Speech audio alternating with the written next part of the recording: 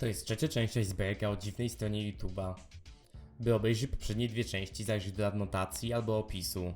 Mamy tutaj dodatkowe tematy ode mnie, a ze względu na ich różnorodność to stwierdziłem, że nie będę ich dzielił na warstwy, tylko powiem je wszystkie razem. Raczej nie uda mi się przebić ostatniej warstwy poprzedniej części, więc tym razem postawiłem też na trochę humory poza suchym komentarzem. Mam nadzieję, że będzie się wam podobało i zapraszam do oglądania.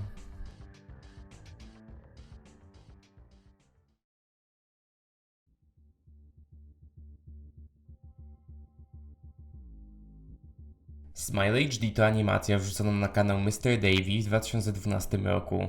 Przedstawia ona Pinkie Pie z serialu My Little Pony Friendship is Magic, zabijającą inne postacie z tego serialu podczas pikniku, które one urządziły.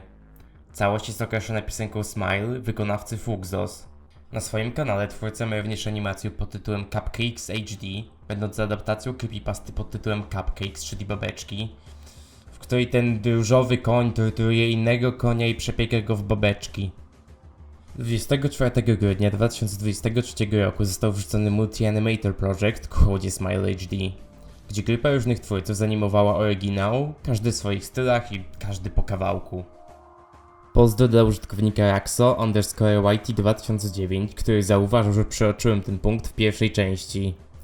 Mam nadzieję, że jesteś zadowolony. By the way, nikt nie zauważył, że nie omówiłem jeszcze innego punktu w pierwszej części, bo zapomniałem go jakimś cudem nagrać. Czekałem na pierwszą osobę, która mi powie, co to było i nie wiem, będziecie w następnym filmiku. Blue Channel Fallacy to filmik wrzucony przez kanał Gooseworks 7 lutego 2021 roku. Jest on stylizowany na reklamę telewizyjną nagraną na kasetę VHS. Tytułowy lek ma zwalczyć przypadłość o nazwie AAD – Advanced Emotional Deterioration, czyli zaawansowany zanik emocji. Objawy tej choroby to m.in. brak uczuć, wybuchy emocjonalne, mgła umysłu i zanik wspomnień. Any of the following symptoms: lack of feeling, emotional outbursts, fog of the mind, or memory loss.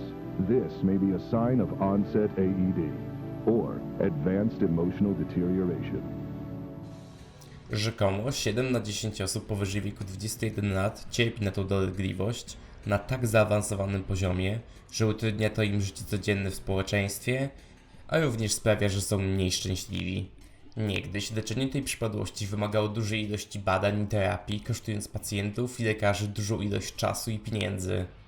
Talasin jednak rzekomo pozwala ominąć te wszystkie kroki i korzystając z naszego nowoczesnego zrozumienia mózgu i jego budowy, osoba chora może szybko wrócić do normalnego funkcjonowania. Paczka Talasin zawiera różne tabletki, każda wyzwalająca inną emocję, takie jak radość, smutek, gniew, strach oraz ulga. Dostępne są również inne emocje zakupywane oddzielnie w aptekach, takie jak zazdrość, nadzieja, frustracja i wiele innych. Po tym nagranie się urywa i przechodzimy do innej reklamy. Tutaj dostajemy ofertę doświadczenia emocji typowo niewystępujących u ludzi. Korzystając z nowych technologii mapowania części naszego mózgu, możemy doświadczyć zupełnie nowych przeżyć z Talasin Plus. Możemy spróbować emocji takich jak Degrance, hunger, nage, dorselessness, andric, veronation, pawnish, harpy, trantiveness, deluge, mric. W tym momencie wideo zaczyna coraz bardziej przerywać. Po zaprezentowaniu wszystkich nowych dostępnych emocji, film się kończy.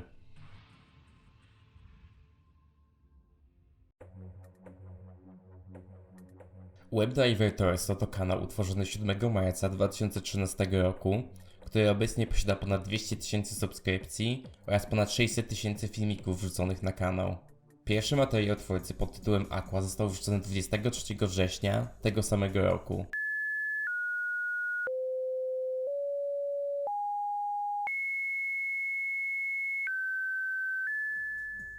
Większość filmików kanału ma taki format z pewnymi wyjątkami. 00014 jest 5-sekundowym nagraniem wieży Eiffla zrobionym przez okno jakiegoś budynku.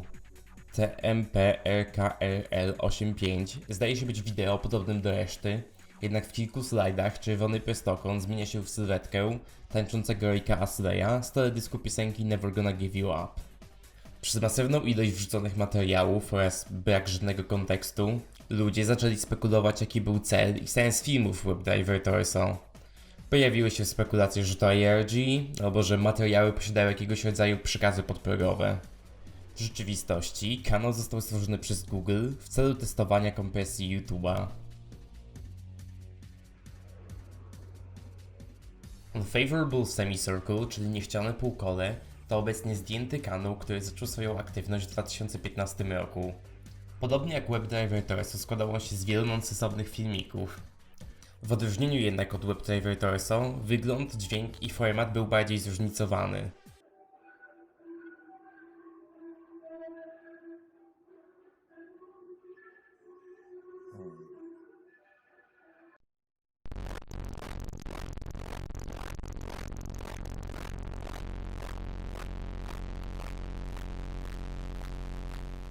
Materiały mogły mieć długość od kilku sekund do nawet ponad 9 godzin.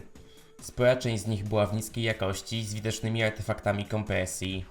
W większości składały się z błyskających kolorów z dodatkiem szumu. Najczęściej były w formacie 4:3 zamiast nowoczesnego 16:9. Audio składało się z buczenia, szumów albo bardzo zniekształconych dźwięków, a wszystkie tytuły zawierają znaczek zodiaku strzelca. Gdy kanał został odkryty przez szerszą widownię YouTube'a, zaczęły się spekulacje co do sensu filmików twórcy. Zaczęły się pojawiać teorie, że jest to ARG, radiostacja numeryczna, albo że jest to sposób na odkrycie luk w systemie detekcji materiałów objętych prawami autorskimi. Ten ostatni pomysł miała potwierdzać nazwa kanału, sugerując, że owym niechcianym półkolem miałby być znaczek wykrycia materiałów objętych prawami autorskimi w filmie na YouTubie, który zazwyczaj oznacza, że wszystkie przychody z materiału pójdą do kieszeni właścicieli praw autorskich. Po tym jak BBC napisało artykuł na temat kanału w 2016 roku, to został on zdjęty przez YouTube. W czerwcu 2022 roku twórca kanału przyznał się publicznie do bycia jego właścicielem i wyjaśnił, że materiały na nim zamieszczone miały być przykładem outsider art, czyli sztuki tworzonej przez osoby nie mającej znajomości z typowymi zasadami i toposem danej dziedziny sztuki. Fish in a Blender, czyli ryba w blenderze, to trwający niespełna minutę filmik wrzucony 13 kwietnia 2011 roku na kanał Billy and Eddie 1. Ma on obecnie ponad 1 milion wyświetleń. Materiał przedstawia na początku rybę pływającą w blenderze kuchennym. Koło 17 sekundy następuje cięcie i nagrywający włącza blender z rybką w środku. Na końcu filmiku jednak okazuje się, że to nie rybka, a kawałek skórki pomarańczy. Ten temat znajduje się w tym filmiku, bo wyskoczył mi w rekomendowanych podczas researchu i stwierdziłem, że jest wystarczająco śmieszny, żeby go dodać.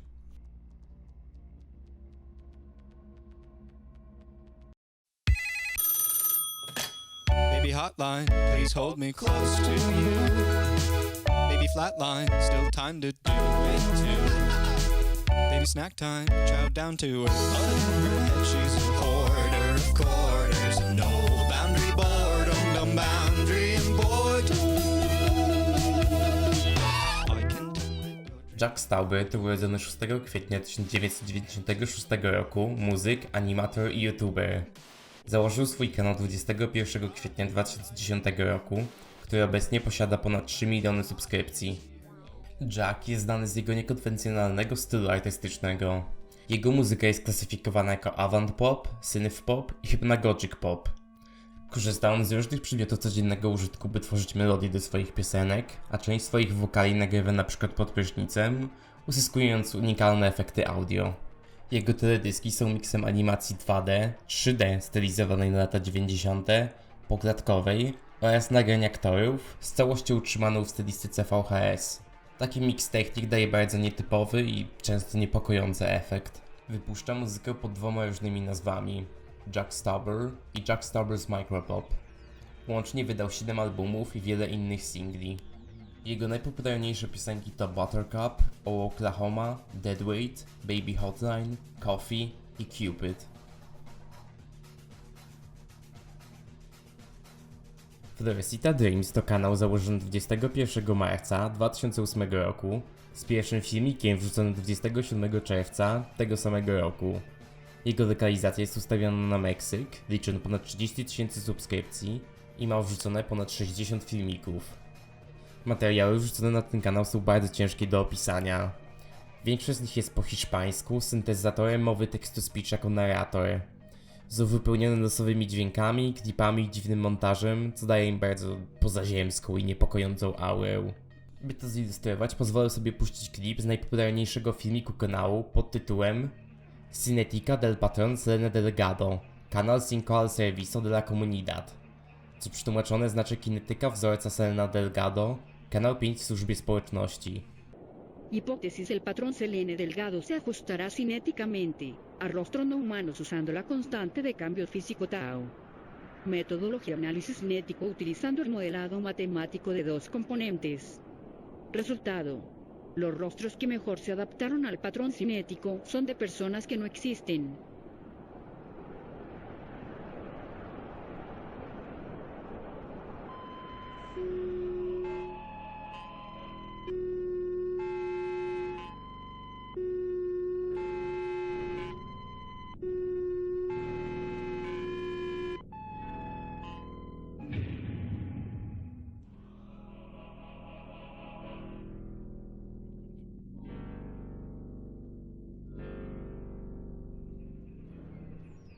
Materiał ten został wrzucony 2 września 2021 roku i liczy ponad 200 000 wyświetleń. Z komentarzy można wywnioskować, że filmiki kanału są raczej postrzegane jako jakiegoś rodzaju projekt artystyczny, ARG, albo po prostu zaawansowany shitpost. To ostatnie jest szczególnie prawdopodobne przez fakt, że twórca wykorzystuje w swoich dziełach różne obrazy z memów. Niektórzy mówią, że filmy twórcy są podobne do koszmarów, w tym jak nonsensowne i dziwnie przerażające niektóre z nich są. Backrooms to creepypasta pochodząca oryginalnie z postu na 4chanie. Była bardzo krótka i w skrócie ostrzegała czytelnika, że gdyby temu przydarzyło się losowo clipować, to jest wypaść za granicę rzeczywistości, to trafiłby on do tzw. backroomsów, czyli zaplecza wszechświata. Mają to być setki milionów kilometrów kwadratowych, podobnie wyglądających pokojów, przypominających stare biuro. Autor kończy opowiastkę sugerując, że jeśli już dojdzie do czegoś takiego, to ofiara może nie być w środku sama. Pasta stała się bardzo popularna i zaczęły się pojawiać różne inne opowiastki, filmiki, a nawet całe wiki dla tworzenia lore i różnych innych poziomów tych zapleczy. Na fali tej popularności powstał również ten punkt icebergu, czyli seria Backrooms w wykonaniu Kane Pixels. Pierwszy filmik serii został wrzucony 7 stycznia 2022 roku, liczy on sobie obecnie około 64 milionów wyświetleń, więc zapewne nawet duża część z was go widziała. Materiał zaczyna się od nagrania z kamery z amatorskiego planu filmowego. Zdaje się to być jakiegoś rodzaju horror. Po skończonym ujęciu kamerzysta odchodzi do tyłu i nagle zapada się w podłogę. Widzimy ciemność, a po chwili ląduje on w backroomsach. Przez następne 3 minuty nasz bohater przechadza się po dziwnych pokojach zaplecz, widząc to coraz to dziwniejsze aberracje architektoniczne i świetlne. W końcu znajduje on ścianę pełną rysunków oraz napisów, w tym jedny, który mówi: stój, nie uciekaj. W tym samym momencie rozdyga się dziwny, głęboki krzyk, a kamerzysta odwraca się i widzi dziwne stworzenie biegnące w jego kierunku i sam zaczyna uciekać.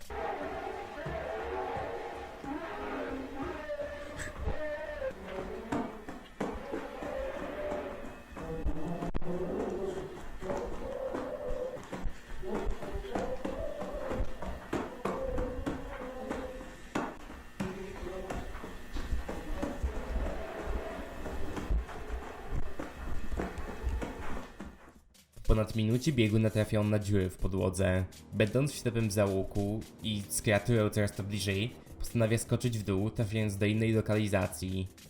Zamiast pustego biura oświetlonego lampami LED trafia do jakiegoś rodzaju domu. Mimo zmiany scenerii, to architektura miejsca, w którym się znajduje, jest dalej bardzo obca. Po wyjściu po schodach znajdujących się w owym domu, trafia on do miejsca przypominającego jakiegoś rodzaju ogromny hotel. Jest on na tyle duży, że znajdują się okna w środku budynku, patrzące na plac, po środku, pod dachem. Po kolejnej minucie wędrówki hotel nagle zdaje się zmieniać w gigantyczny podziemny parking. Niestety przepaść nie pozwala nagrywającemu wejść do niego. Zdziwiony kuriozalną lokacją, mówi, że to co widzi nie może być prawdziwe. What the f... This isn't real. This isn't real. This isn't real. Dalej więc porusza się po hotelu, aż w końcu znajduje wyjście ewakuacyjne. Otwiera je i wspinając się po schodach, otwiera kolejne drzwi, za którymi znajduje sceneriusz, w której oryginalnie się znalazł. Dywany, mrugoczące lampy i pożółkła tapeta. Nie dowierza w to, co widzi. Mimo tego kroczy naprzód, aż w końcu na jego trop znów wpada bestia z wcześniej. Kamerzysta próbuje się schować, jednak kreatura go znajduje i goniąc go wpycha do jakiegoś rodzaju dziury. Zamiast wylądować na innym poziomie backroomsu, wypada on setki metrów nad naszym światem i uderza w ziemię. Prawdopodobnie ginie, jednak jego kamera dalej działa, co pokazuje ostatnie ujęcie na trawę. Cały materiał, poza początkową wstawką, został stworzony za pomocą Blendera 3D i wygląda niesamowicie realistycznie, szczególnie jak na wiek twórcy, czyli 17 lat.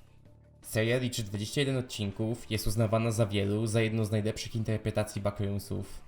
Była też inspiracją dla wielu innych dzieł w tematyce zapleczy, w tym gier, map i animacji. Futuristic Hub to kanał, który tworzył animacje na podstawie marek takich jak Baldi's Basics, Angry Birds, SpongeBoba i przede wszystkim Minecrafta. Kanał został zdjęty przez YouTube na początku 2023 roku i przed usunięciem liczył ponad 3 miliony subskrypcji i tworzył filmiki od ponad dekady. Jego pierwszym wiralem była animacja przedstawiająca postacie ze SpongeBoba w Minecrafcie, wrzucony około 2014 roku, czyli podczas szczytowej popularności gry. Potem wnioskując można myśleć, że animacje autora przeznaczone były dla dzieci, ale to nie mogłoby być dalsze od rzeczywistości. Brian Martin, właściciel kanału, wstawia na niego różne dziwne animacje z Minecrafta, przedstawiające różnego rodzaju czynności i sytuacje seksualne między postaciami. Od zwykłego seksu po różnego rodzaju fetyszy takie jak podofilia albo makrofilia. Dodatkowo większość jego twórczości była nazywana przez ludzi brainrotem, szczególnie materiały wrzucane niedługo przed usunięciem kanału. Większość z nich zawierały różne popularne postacie z gier i kreskówek w nonsensownych sytuacjach, co miało na celu przyciągnąć jak największą widownię u dzieci. Brian jest również legendarny ze względu na jego niezwykłą zwartość w walce z krytykami. Potrafił on znaleźć nawet najmniejsze kanały, które go krytykowały i pisał im komentarze, jak również e-maile z groźbami pozwów i wyzwiskami. Niektóre z nich nawet spełnił. 5 maja 2017 roku streamer Ice Poseidon został zesłatowany 5 razy podczas streamu. Swatting to praktyka powiadamiania lokalnej policji danego twórcy i mówienia im, że pod adresem zamieszkania danego twórcy znajdują się zakładnicy, bądź dzieją się innego rodzaju nielegalne działania, co prowadzi do najazdu na ich dom. O ile nie ma pewności, że to dzieło Briana, to był on obecny na live, gdzie w komentarzach nawoływał do wezwania na streamera policji i postawił również adres streamera. Brian miał również beef z Keemstarem, który go oskarżył o stalkowanie. Brian ciągle nawoływał YouTube do usunięcia kanału Kima, a finałem ich kłótni była animacja wrzucona na Futuristic Hub, gdzie Keemstarowi jest wsadzana próbówka badawcza w dupę.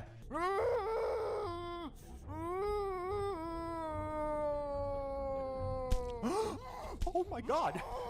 They're gonna get me next! I'm done for! I'm done for! Oh my god, they're gonna prom me! Brian jest i był uwikłany w wielu skandalach i pozwach z różnych stron, czyniąc go jednym z najbardziej niesławnych twórców związanych z Minecraftem. Boysvert to kanał stworzony 15 lipca 2015 roku, który obecnie liczy 402 000 subskrypcji i prawie 30 filmów. Pierwszy i zarazem najpopularniejszy materiał kanału ma nazwę Take Care, czyli Dbaj o siebie, który był wrzucony 24 maja 2020 roku i liczy ponad 10 milionów wyświetleń. Filmik zaczyna się od ręcznie rysowanej animacji 2D. Zdaje się mieć na celu pocieszenie oglądającego, zaczynając się od słów: nastały trudne czasy, przyjacielu, więc postarajmy się skupić na małych zwycięstwach. Patrząc na czas wypuszczenia materiału, możemy się domyślić, że owymi trudnymi czasami miała być ówczesna pandemia COVID-19, która dla wielu osób okazała się być bardzo ciężka do przeżycia. Materiał następnie prezentuje różne zwycięstwa autora. To m.in. wstawanie o rozsądnej godzinie, regularne ćwiczenia, ignorowanie dźwięków z piwnicy i pozostawanie produktywnym. W końcu postać się poddaje i schodzi po schodach do piwnicy, gdzie widzi ciemną, podobną do niego sylwetkę w rogu pokoju. Ta się odwraca i animacja zmienia się w edytowane nagranie aktora. Postać nagle zbliża się do kamery i zaczyna szeptać do nas. W tym momencie materiał się kończy.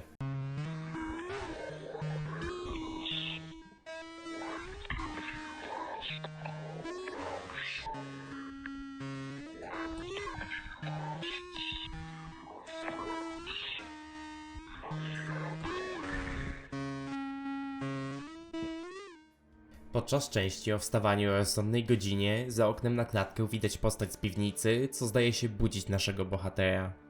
W tle przygrywa prosta melodia na pianinie, która przerywa się przy wspomnieniu dźwięków z dołu, a w końcu w pełni znika, gdy kamera schodzi do piwnicy. Słowa szeptane przez istotę na końcu również odnoszą się do pandemii COVID-a. Ludzie byli zamknięci w swoich domach, nie mogąc wyjść na zewnątrz i zobaczyć ludzi im bliskich, takich jak rodzina i znajomi. Kreatura zdaje się być uosobieniem strachu i negatywności spowodowanych przez limity nałożone na ludzi przez pandemię. Większość filmików kanału skupia się na tematach samotności, depresji i braku zrozumienia od innych.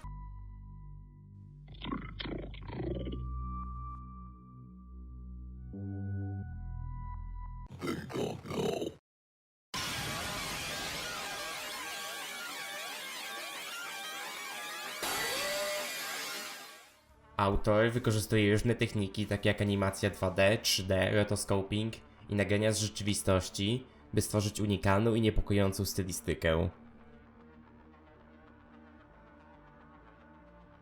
Found on the Tape, czyli znaleziony na taśmie, to kanał stworzony 20 lipca 2011 roku, liczący ponad 7000 subskrypcji i z 3 wrzuconymi filmikami, wrzuconymi kolejno 20, 24 i 29 lipca tego samego roku. Wszystkie materiały tego kanału składają się z pociętych, czarno-białych klipów z buczeniem w tle. Pierwszy filmik kanału o nazwie Clip 094 zaczyna się od niebieskiego ekranu, który potem przechodzi do nagrania nóg jakiejś osoby, odwróconej tyłem do kamery. Następnie mamy krótkie ujęcie osoby wsadzającej kasetę do odtwarzacza. Po tym widzimy grupę osób w windzie, zapewne dziewczyn, a po cięciu widzimy kobietę mówiącą coś. Sposób nagrywania sugeruje, że może być to telewizyjny wywiad. Kamera wędruje do schodów w pokoju, w którym jest kobieta, gdzie za balustradami schodów widać twarz z ciemnością zamiast oczu i ze schniętą krwią na ustach istoty. Znowu widzimy nogi osoby z początku i magnetowid, a potem materiał się kończy. Drugi materiał kanału, Clip 095, zaczyna się od znajomego niebieskiego kwadratu i ujęcia nóg nieznanej osoby. Po tym mamy ujęcie osoby na ulicy w nocy, która zdaje się nie wiedzieć, że jest nagrywana. Następnie widzimy środek domu. Pojawiają się 2 okręgi złożone z numerów i liter i szybko przeskakuje między nimi kreska. Potem widzimy humanoida o 2 nogach i twarzy podobnej do stworzenia z pierwszego wideo. Znowu widzimy mężczyznę w ciemności i ujęcie na nogi z początku. Niebieski kwadrat znowu kończy materiał.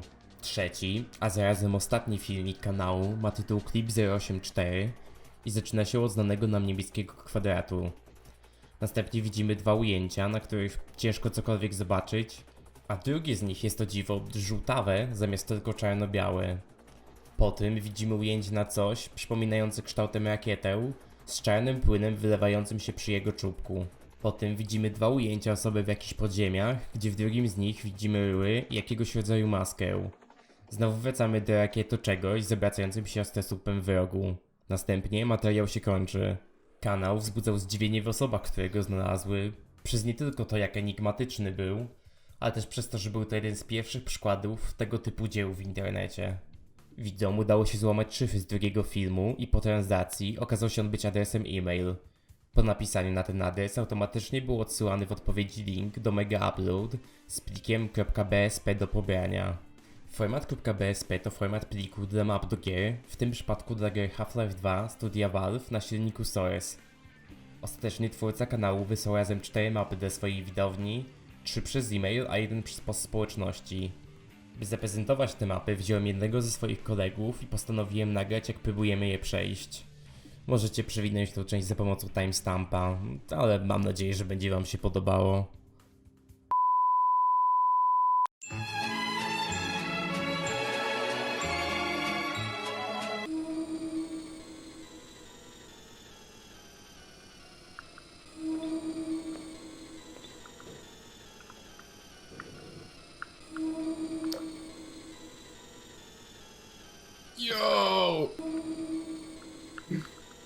O Dobra. fuck. O Boże. Dobra. Podejdź tutaj bliżej, to ci kamera naprawi. Już dostałem taki jumpscare. Ale otwieraj drzwi. Dobra. Open the door. Open No. the door. O Jezu. Biało widzę. Ja dostałem jumpscare, nie? Też dostałem, tylko że nie mogę nic z nim zrobić w sumie. Chyba jest cała ta mapa, nie?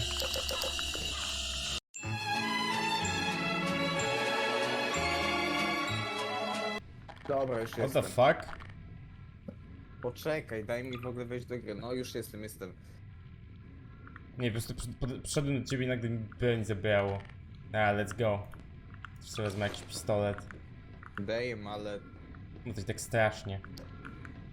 Nie, ale że po prostu jak chodzę za tobą, to... Jedyne co mam przed sobą to... O, Tu- puszka. Okej. Ale tu zaraz coś skoczy. Nasze latarki jeszcze tak jakoś tą mapę dziwnie... O, bleć. Ale się ktoś... Ale dżem ktoś tego rozdał. Ktoś się zesrał po prostu.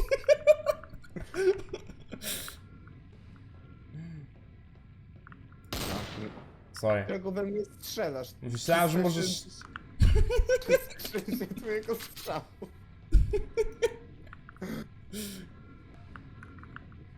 Nie. O, czaszka. Ktoś tu umarł. O Jezu. No to pijaci jacyś byli. Najstraszniejsze to są twoje strzały na tej mapie. Wiesz, ten Digger jest taki głośny. Kółko chodził. Co tu demencję ma. Jesteś to? O, jesteś. Jest.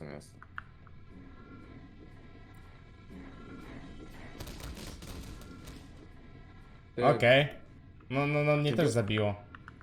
Ale ty wiesz co cię zabiło? Bo jakby ja nic nie widziałem. Też nic nie widziałem. Bo to wiem, że jakieś coś po mapie ciągle chodzi, to tak trzęsie strasznie. Jakbym mógł biec, to by było fajnie, ja to tak... Moja Wiesz, bo decha to ma trochę. być, wiesz, puść se Subway Surface na telefonie. Clash Royale odpal. Gdzie są wybuchy? Gdzie jest... Nie. O fuck.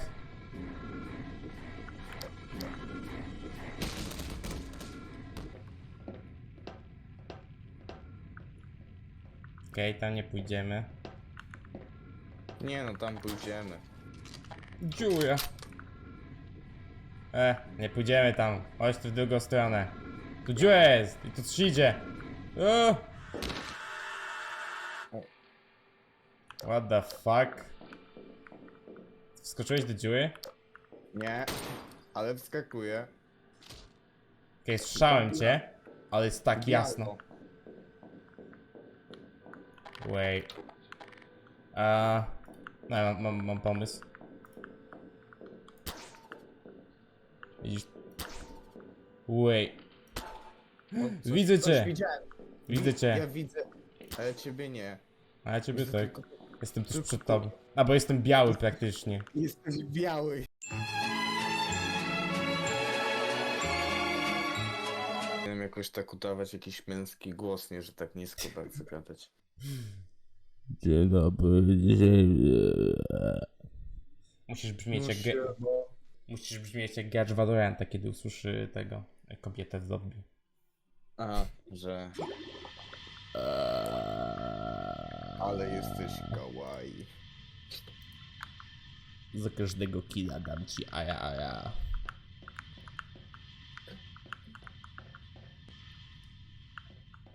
Znowu jesteśmy w jakimś tunelach. Czekaj sekundkę. Ej. O, ale tutaj mnie nie trzeba kłócać. Tyle dobrego. Tu coś naprawdę nam na mordę wyskoczy. Dobra, czego ty się boisz? Albo coś nas będzie goniło, okej.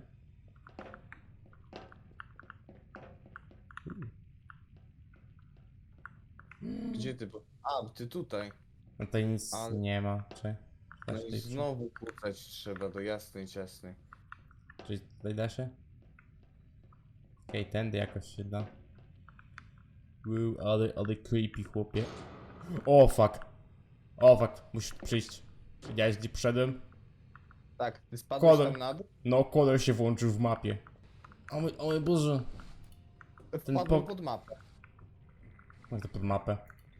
No, To po wpadłem prostu, pod po mapę. prostu no clipem przyjdź tu. O, siema. Nie, ale zarąbiliście ten, że dobra mapa. Jeden gość zrobił w 2011. Co tu za drzwiami będzie znowu? Ostatni tej był jumpscare. Ja się nie boję. Czyli nie ma nawet Gravity Guna. Nie było. O. Ale tutaj będzie. A tutaj chyba coś jakieś właśnie miało być, takie życie zje. Ty musisz iść pierwszy, cofnij się. Ty idziesz, A to nie tam? właśnie tam. Już nie myślałem, że coś jest za tobą, fuck. Dobra, czekaj, ja to załatwię. Hmm?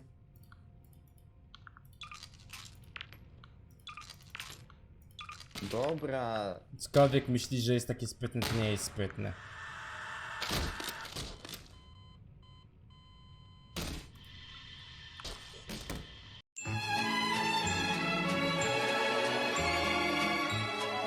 Jeszcze jeden, one more. To będzie dobre, obiecuję ci.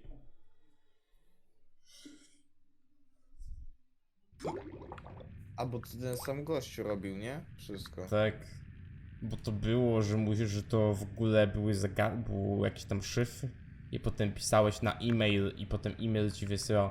Zgadnij co znowu będziesz musiał kłócać. Nie, no to są jakieś jaja. Czyli może coś zajadzę na nasz problem z tym. O, ale coś tam jęczy.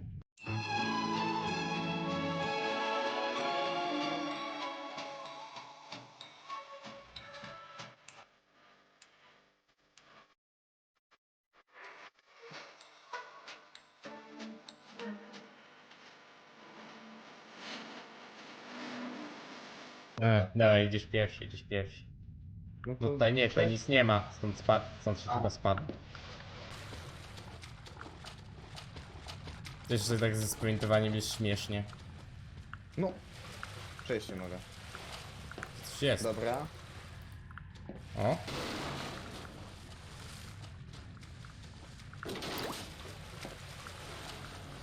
Ale nam na jej wyskoczy. O, bleś, tu idzie coś! Biało mam. I ja też mam biało. Okej.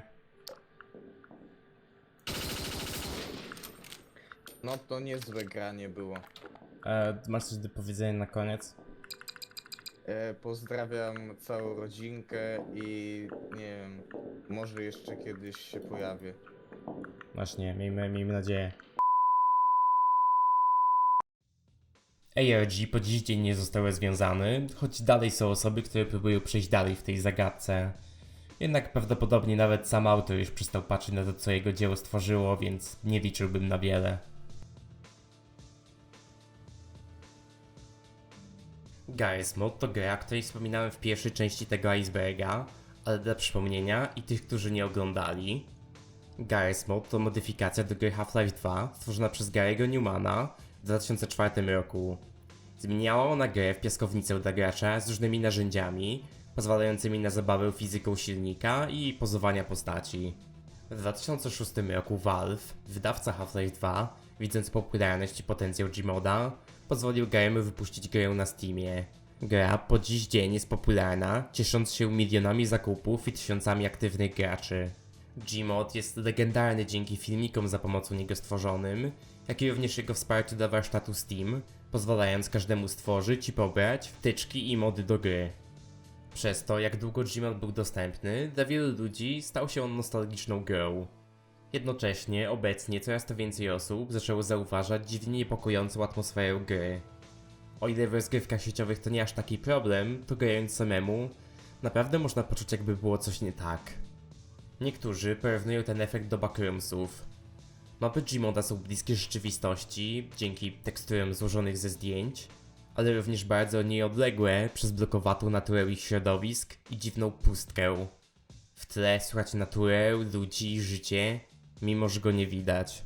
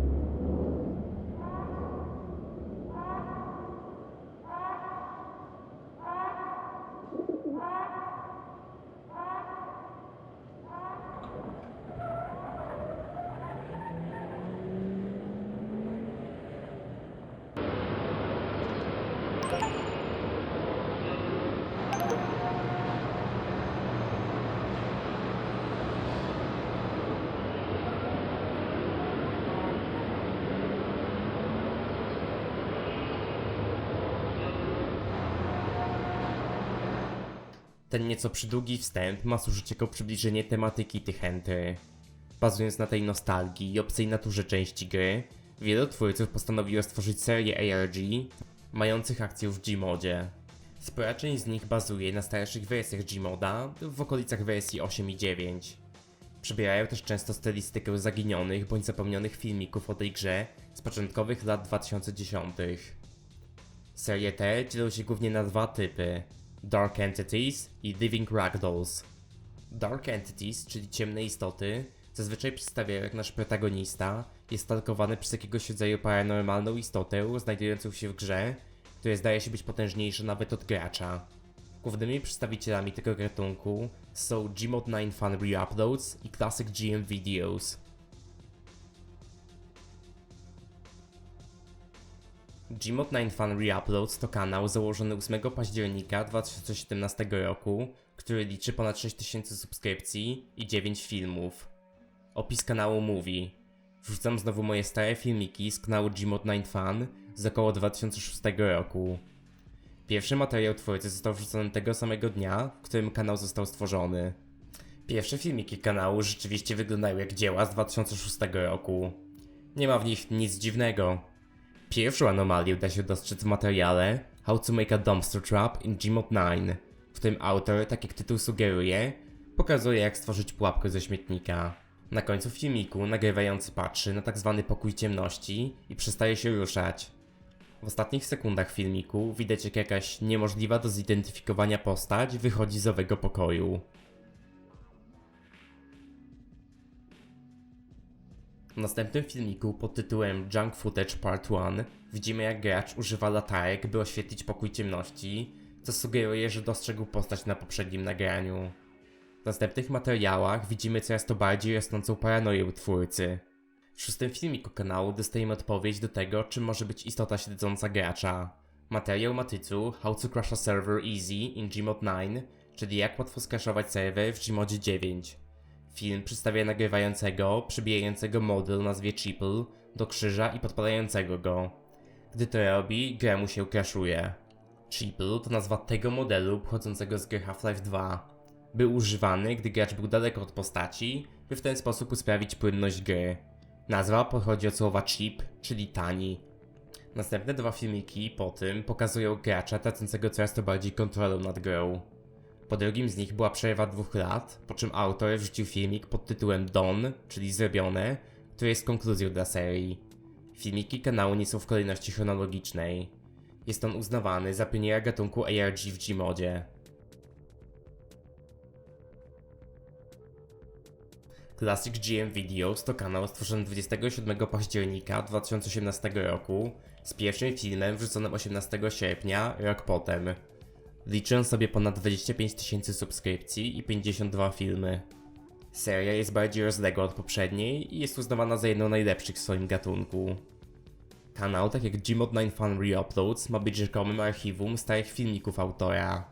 Zawiera on różnego rodzaju proste animacje, skecze, ale również losowe nagrania z gameplayu. Nagrywający zdaje się być statkowany przez pewną dziwną istotę, która przybrała postać modelu o nazwie Charple, czyli spalonego ciała z Half-Life 2. Materiały stają się coraz dziwniejsze, pokazując coraz to bardziej przerażonego gracza, ale również inne anomalie w samej grze. Nagrywający znajduje nieistniejącą ukrytą lokację w grze Half-Life 2, w którym jest radio ze stacją numeryczną,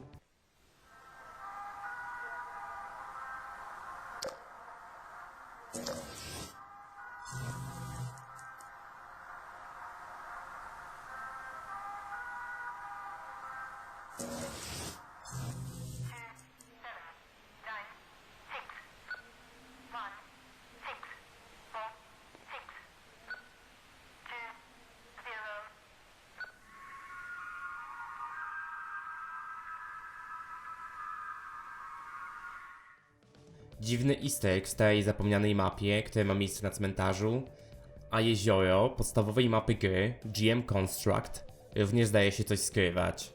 Polecam obejrzeć serię samemu.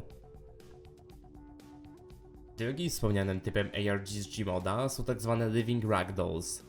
Ragdolle to nazwa techniki stosowanej w grach, by symulować realistyczne upadanie ciał na ziemię. Ta podkategoria skupia się na możliwości, że owe ragdolle to żyjące istoty i bawiąc się nimi torturujemy je. Popularniejszymi przykładami tego typu ARG są Gunslinger Pro 2009 i Bad Water Videos 2009. Gunslinger Pro 2009 to kanał założony 14 czerwca 2017 roku. Liczy on sobie 69 000 subskrypcji, nice, i 8 filmików. Jest uznawany za pioniera podkategorii żyjących ragdollów. Twórca wrzuca filmiki nieregularnie, gdzie ostatni z nich był wrzucony ponad rok temu. Tak jak Gmod 9 Fan i GM Classic, kanał ma format archiwum starych filmików wrzucającego. Yo, z tej strony ja z montażu.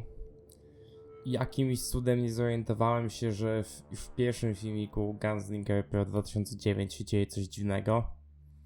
Otóż pod koniec sketchu, tak jakby szpieg zaczyna uderzyć w ekran, błagając o pomoc i zostaje usunięty. I zostaje złapany przez gracza i od razu filmik się kończy przy tym. Pierwszy materiał kanału zawierający anomalie to Garry's Mod Ragdoll Walker Tutorial, w którym nagrywający pokazuje jak stworzyć mechanizm, który sprawi, że ragdolle automatycznie będą chodziły. Na początku pokazuje ten mechanizm na ragdollu żołnierza z gry Team Fortress 2. Ten wypowiada 4 linijki głosowe, których pierwsze litery tworzą hasło HELP, czyli pomocy. Each and every one of you will be sent home to your mama in a box. Last one alive, lock the door. Pain is weakness leaving the body. Gdy gracz zbliża się do niego, by go usunąć, ten zaczyna kiwać głową, zdając się błagać o litość. Nagrywający jednak mu jej nie okazuje. Następnie pokazuje on krok po kroku poradnik, jak samemu stworzyć taki mechanizm. Prezentuje go na ragdollu szpiega z Team Fortress 2. Na końcu filmiku ten zdaje się próbować uciec, nagle zmieniając kierunek drogi. Autor jednak go dogania. W następnym filmie widzimy wyniki konfrontacji. Materiał ma tytuł HL2 2010 10 25 14 49 44 34, sugerując, że jest jakiegoś rodzaju automatyczne nagranie. Film jest nagrany z perspektywy szpiega z poprzedniego wideo. Zdaje się on czołgać w ciemności jakiegoś skrawka mapy GM Construct, aż w końcu znajduje lustro, w którym widzi swoje zdeformowane ciało. Gracz przebiegł na jakiegoś rodzaju połamaną fuzję różnych przedmiotów z gry. Szpieg próbuje wyjść z budynku, jednak na jego drodze staje gracz i go łapie. Polecam serię obejrzeć samemu albo obejrzeć jakiegoś rodzaju analizę o niej.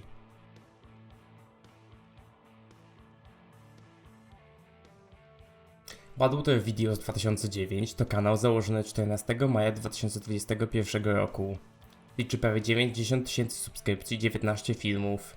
Jest uznawany przez wielu za jeden z najlepszych ARG o tematyce Gmoda. Podobnie tak jak 3 wcześniej wspomniane ARG, ma on format archiwum starych filmików autora. I podobnie tak jak Gunslinger Pro 2009, pokazuje gracza jako męczyciela żyjących ragdolli. Ten zmusza je jednak, by występowało w jego sketchach, w ten sposób nadając im wyższej jakości przez płynne ruchy postaci. Główna seria kanału to Melon Man, gdzie fuzja modelu Demomana i Arbuza z jednym okiem staje się superbohaterem i walczy ze złym Metalheadem i jego podwładnymi, takimi jak Tiffany. Wszystkie postacie są zniekształconymi ragdollami modeli z gry Team Fortress 2. Znów mamy szansę oglądać perspektywę ragdollów uciekających przed graczem, ale również starających się stanąć przeciw niemu w walce. Widzimy również dziwne elementy gry nagrywającego, jak na przykład międzywymiarowe drzwi między mapami. Autor serii udał się na przerwę, więc niestety będziemy musieli jeszcze poczekać, by otrzymać kontynuację.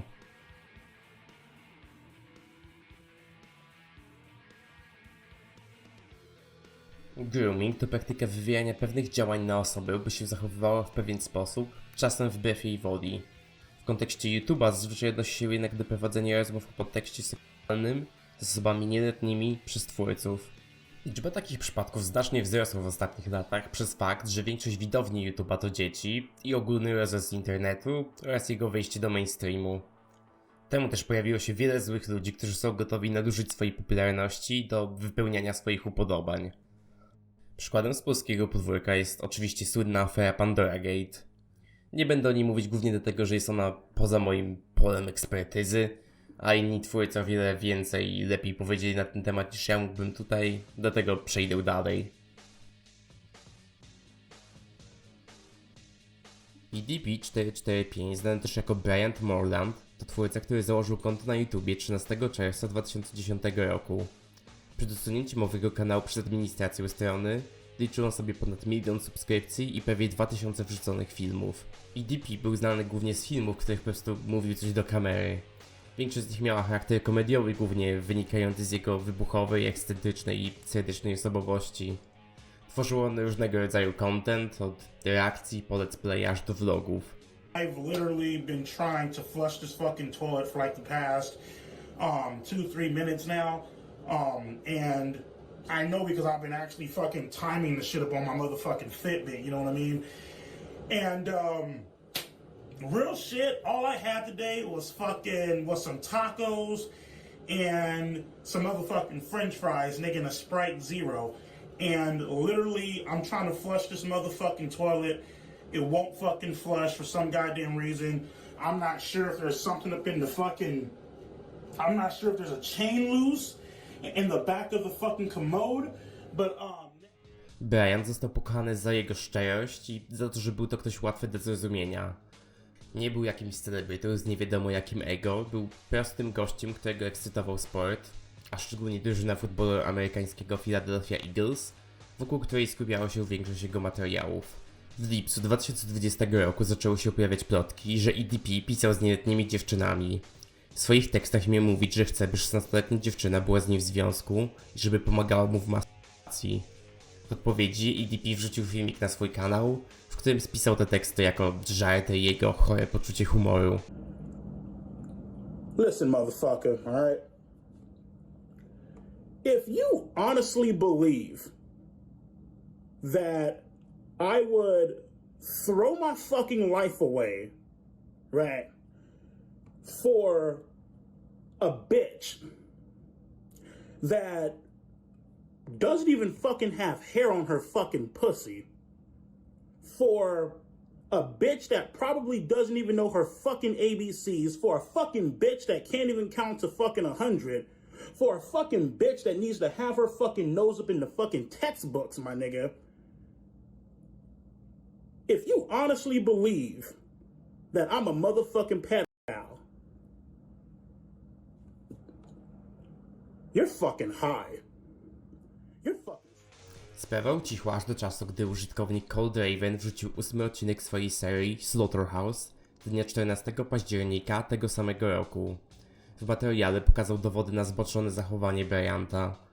Po publikacji filmu powstały również inne dodatkowe materiały potwierdzające winę EDP. Stworzył też konto fikcyjnej nieletniej dziewczyny i napisał do Bryanta. Ten złapał haczyk i zachował się tak, jak to było opisywane w plotkach. W odpowiedzi EDP zapostował filmik typu mukbang, w którym odgarzył się Ravenowi za pomocą pistoletu. Ten był ostro krytykowany i stał się memem przez pewien czas. Następnie Bryant wypuścił 2 kolejne odpowiedzi do Ravena. Kulminacją całej tej afery była akcja zorganizowana przez kanał Chet Goldstein, która miała miejsce 18 kwietnia 2021 roku. Udawali oni nieletnią dziewczynkę i w ten sposób namówili Bryanta do spotkania w rzeczywistości. Całą konfrontację nagrali. Zapytany, co Bryant robił na parkingu, powiedział, że rzekomo chciał po prostu zjeść babeczkę, co potem stało się memem. Well, I was actually coming out here to pick up a cupcake and then go back home. There was, nothing that was going to be sexual involved because I'm not like that, well, obviously the text messages and stuff like that, you know what I mean? But yeah, that was... Po tym EDP stracił całą swoją reputację, YouTube usunął mu kanał i wszyscy się od niego odwrócili. Ludzie skutecznie obserwowali jego poczynania i doprowadzali do tego, że Bryant był ciągle zwalniany z różnych stanowisk pracy, których się podjął. Chris Tyson był jednym z prezenterów obecnych w filmach MrBeasta. Był on jego pierwszym subskrybentem i występował w dużej części jego materiałów, przez fakt, że byli oni przyjaciółmi z dzieciństwa. W 2023 roku Chris ogłosił, że utożsamia się jako kobieta i zmienił swoje imię na Ava. Wiele osób zauważyło, że ogłosił to tuż po rozwodzie ze swoją żoną, prowokując w stronę Avy zarzuty, że uciekła ona od swojej żony i syna, aby zmienić płeć. Była to nieprawda, ponieważ były dostępne zdjęcia Awy z rodziną po jej tranzycji. Niedługo po tym ludzie zaczęli zauważać, że Awa była i jest dużą fanką artysty znanego jako Shadman, otoczonego niesławą przez fakt, że rysował on dziecięcą pornografię, której zdarzyło go tak wielką sympatią, że nawet miał jeden z jego rysunków powieszonych na ścianie. Po tym wiele osób zaczęło oskarżać Awę o grooming z jej strony, gdy byli oni młodsi. Jako finał całej tej sprawy wyciekło ponad 500 000 wiadomości z jej prywatnego serwera, potwierdzając jej winę. Wkrótce po tym MrBeast ogłosił, że Awa została zwolniona.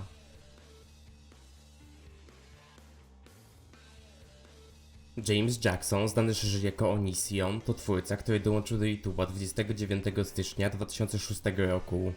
Jego kanał liczy prawie 2 miliony subskrypcji i ponad 130 filmów.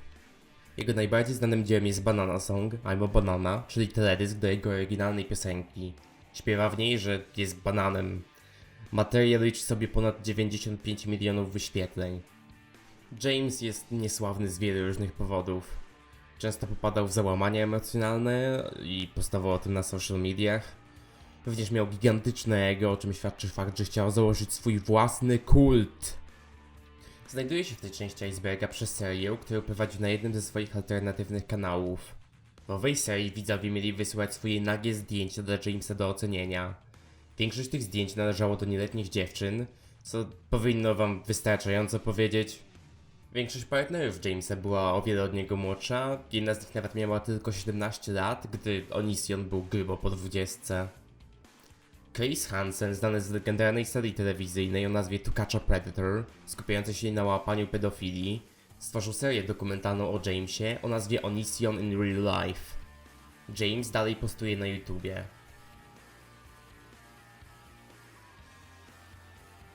Herschel Beam IV, znany szerzej jako Dr. Disrespect, to twórca, który dołączył do YouTube'a w 2010 roku i do Twitcha w 2011 roku.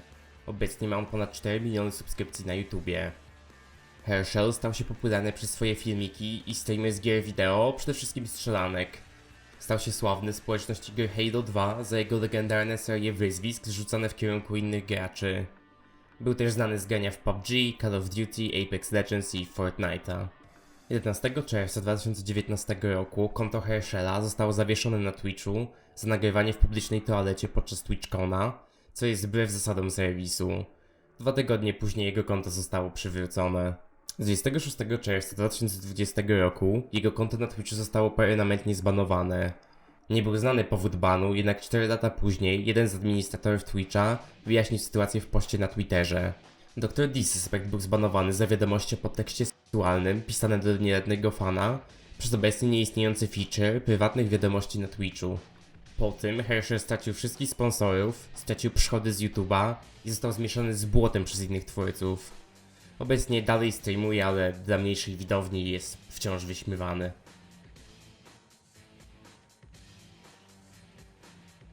Miranda Sings to kanał stworzony 31 stycznia 2008 roku, należący do Colin Ballinger.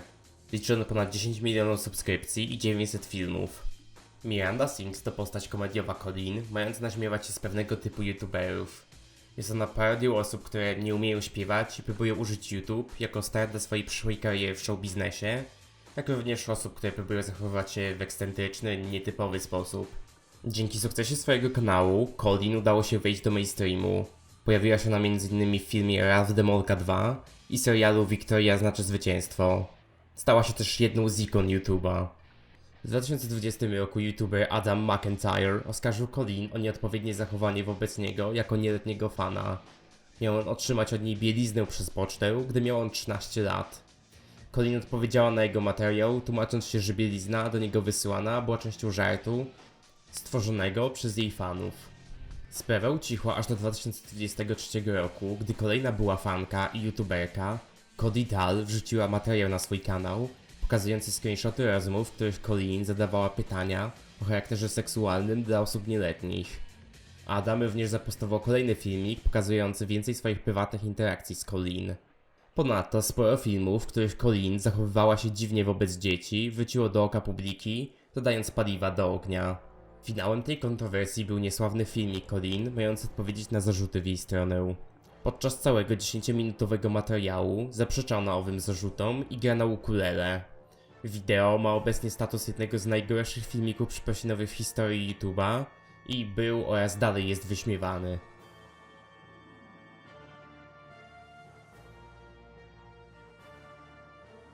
Shabscraft to kanał stworzony 2 marca 2021 roku z pierwszym filmem wrzuconym 24 sierpnia tego samego roku. Liczy on ponad 1000 subskrypcji i 61 wrzuconych materiałów. Tworzy on głównie animacje i memy o tematyce gier studia Valve, szczególnie Half-Life. Jego najpopularniejsze filmy to animacje różnych postaci serii biorących udział w rap bitwach. Shab pojawia się w tym icebergu przez pewien film, który kiedyś wrzucił. Został on usunięty krótko po uploadzie. Był on rzekomo pierwszym materiałem kanału. Miał on tytuł Tempest, jedyne co się z niego zachowało to 2 screenshoty. Cały film trwał 3 minuty. Wideo miało być rzekomo animacją kamery chodzącej po labiryncie. Był on w niskiej jakości z dużą ilością nałożonych filtrów. Audio w tle miało być spowolnionymi dziwnymi dźwiękami, m.in. krzykami, szumem oraz śpiewaniem. Co chwilę na ekranie miały wyświetlać się jakieś obrazy. Były to różne zdjęcia zrobione w ciemności w lesie. Ostatnim z nich miało być zdjęcie osoby leżącej na ziemi, pośrodku rozprytych zwłok jakiegoś zwierzęcia. Rzekomo wszelkie próby odnalezienia tego zdjęcia w Google były daremne.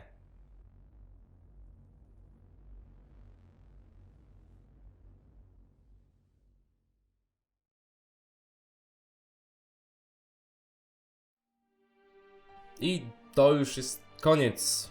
Mam nadzieję, że ten materiał się wam podobał.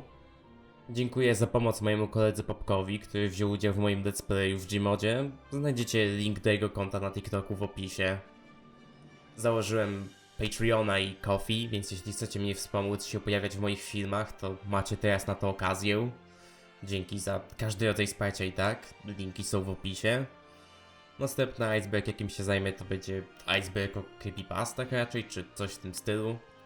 Dziękuję za oglądanie i do następnego to jest za mniej niż rok raczej.